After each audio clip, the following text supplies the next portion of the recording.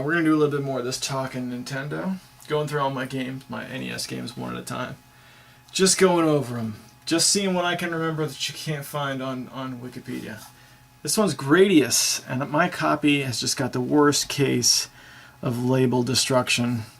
This was these GameStop games that they sold. Although this game I've had for long enough, I don't think this was GameStop's like initiative to sell classic games again. I think this was like the tail end of when they used to actually sell them normally, because this one was for $3.99, and they would never sell Gradius for $3.99 today.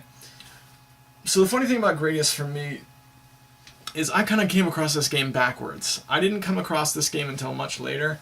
I grew up with Gradius 3. It was one of the first Super Nintendo games I ever played. I remember specifically in Gradius 3 when you get to the part where you're flying to like the water area and there's bubbles and everything. The look of the bubbles was really the first super like hyper realistic thing I saw on the Super Nintendo, and I remember it leaving an impression in a big way. And then I found the original Gradius later on. I think this was given to me by a friend.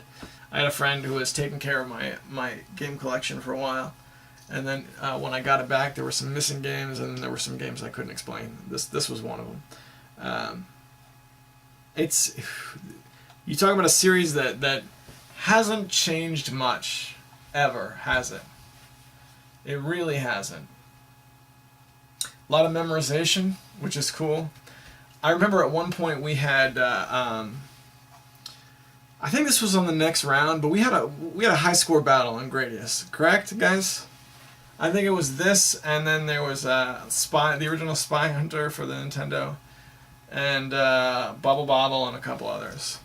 But I remember having a high score battle in this, and then just getting destroyed. This is also one of the games that I play exclusively with the NES Advantage, because it's those old arcade style shooters. I love playing those with an arcade stick, so NES Advantage is the way to go. It's funny because I think the Advantage for the Nintendo is like it's an essential thing to own for a Nintendo collector, but there's only a handful of games that I really use it on, and this is one of them. So that's Gradius. I don't know what they charge for this game these days, but I bet it's a lot. Because I know these old shooters, they just I don't know why it's so hard to price things in an affordable way, but I guess it's been a long time. It's one of those things where like I've probably had this for like 10 years now, and that's kind of hard for me to accept. You know?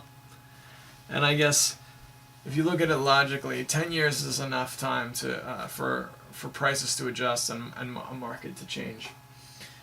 But I'm going to be honest with you, I don't really want to think about that right now. It's Gradius. It's an awesome game. If you have access to it, it's a really great shmup. One problem with it is that the way the power-up system works, you get one power-up, then you have to get another power-up, and then you have to get another one in order to unlock, you know, it's like power-up fuel. You get these items, and then the power-up you can get kind of goes further and further down the line. But because of that, once you die, lose a life, you no longer have access to all the little power-ups that you passed. I don't know. I found like once you lose your first life, then you're done. That's what I remember the most from the Gradius games. That first life though, just make that first life count and then just hit reset. Do yourself a favor and just hit reset after you lose it. Look at the artwork. Artwork that looks really cool. Just try and ignore the GameStop label that I have sitting there, just totally destroying the top portion. Alright, that's Gradius. That's Talkin Nintendo for this week. I'll see you guys in the next one.